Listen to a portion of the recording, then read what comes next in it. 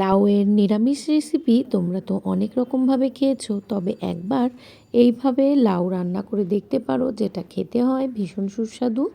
এক থালা ভাত কিন্তু শেষ হয়ে যাবে এইভাবে যদি লাউটা রান্না করো। বাজার থেকে আনা লাউটাকে দেখো আমি নিয়ে নিয়েছি। তো আমার এই রেসিপিটি করার জন্য এতটা লাউ লাগবে না, আমি লাউটাকে হাফ করে নিচ্ছি। তো চলো রেসিপিটা কিভাবে করছি দেখে নেওয়া যাক। সবার প্রথম লাউটাকে কিন্তু আমি ধুয়ে নিয়ে লাউটাকে অর্ধেক করে নিয়েছি। এরপর কিন্তু লাউটার ছাল ছাড়িয়ে নেব। লাউয়ের এই খোসাগুলোও কিন্তু খেতে ভীষণ ভালো লাগে।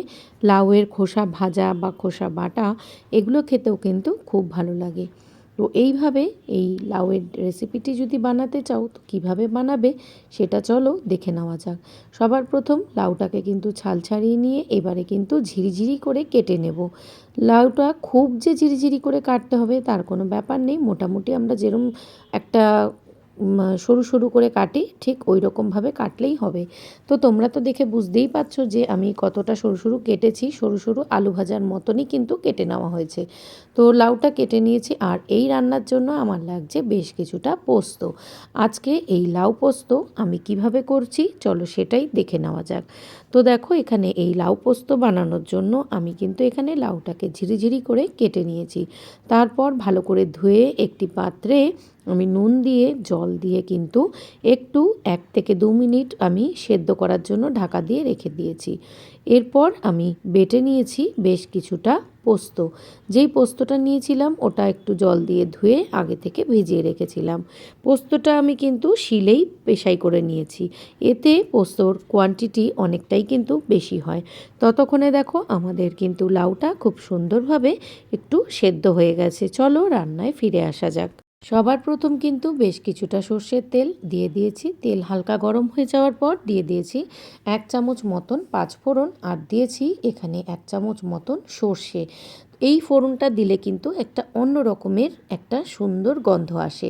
আমার কাছে কালো সর্ষে ছিল না, তাই আমি সাদা সর্ষে ফোড়ন দিয়েছি। তো ফোড়নটা আমাদের তৈরি হয়ে যাওয়ার পর এখন আমি কিন্তু আগে থেকে লাউটা যে সেদ্ধ করে রেখেছিলাম সেটাকে দিয়ে বেশ কিছুক্ষণ কিন্তু একটু হালকা মিডিয়াম ফ্লেমে ভাজা ভাজা করে নিচ্ছি। এর মধ্যে দিয়ে দিয়েছি আন্দাজ মতন মানে স্বাদ মতন নুন, এবং দিয়েছি 3টে কাঁচা লঙ্কা। আমি কিন্তু এখানে কোনো বাটা লঙ্কার ব্যবহার করছি না। আজকে আমি এখানে কিন্তু কাঁচা লঙ্কা দিয়েই এই লাউ পোস্ত বা এই দুর্দান্ত স্বাদের একটা নিরামিষ লাউয়ের রেসিপি তোমাদের সাথে শেয়ার করছি। তো এর মধ্যে দিয়ে দিয়েছি সামান্য একটুখানি মতন হলুদ। যেহেতু এটা পোস্তর আইটেম একটু সাদা সাদা হলেই ভালো লাগে, সে কারণে কিন্তু আমি হলুদের ব্যবহার খুব একটা বেশি করছি না। সুন্দরভাবে কিন্তু এটি মিশিয়ে নিয়েছি। এরপরে দিয়ে দিয়েছি যে আগে থেকে পোস্তটা বেটে রেখেছিলাম সেই পোস্ত বাটাটা। গ্যাসের আঁচ কিন্তু এখনও মিডিয়াম ফ্লেমেই রয়েছে। এরপর বাটিটা ধুয়ে দিয়ে দিচ্ছি সামান্য জল। এই সমস্ত কিছু দিয়ে কিন্তু পোস্তটা দিয়ে খুব সুন্দরভাবে মিশিয়ে নিতে হবে। ভিডিওটি চলতে চলতে একটা ছোট্ট অনুরোধ, যারা আমার পরিবারে আজকে নতুন তাদেরকে জানাই অসংখ্য ভালোবাসা। যদি ভিডিওটা ভালো লেগে থাকে অবশ্যই ভিডিওটাতে লাইক করে পাশে থাকা বেল নোটিফিকেশান অন করে আমার পরিবারের সদস্য হওয়ার অনুরোধ রইল।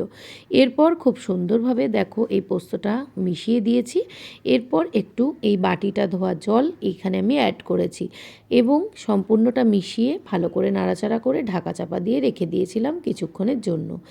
এরপর দিয়ে দিয়েছি স্বাদ মতন বেশ কিছুটা চিনি, আর দিয়ে দেব একটুখানি মতন ঘি। যে কোনো নিরামিষ রান্নায় একটু ঘিয়ের ব্যবহার করলে সেটা কিন্তু খেতে খুবই সুস্বাদু হয়। তো দেখো খুব সুন্দরভাবে কিন্তু জিনিসটা আমরা মিশিয়ে নিয়েছি।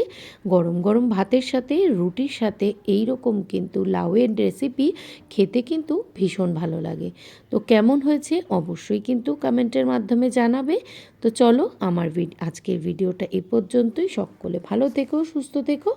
আবারও আসবো পরবর্তীতে কোনো নতুন রেসিপি ভিডিওর সাথে। আজকের মতো টাটা।